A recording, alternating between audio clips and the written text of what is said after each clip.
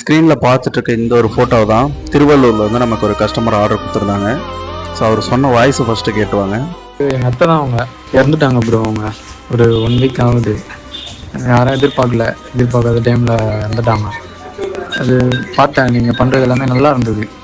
அதனால தான் உங்களை சூஸ் பண்ணேன்.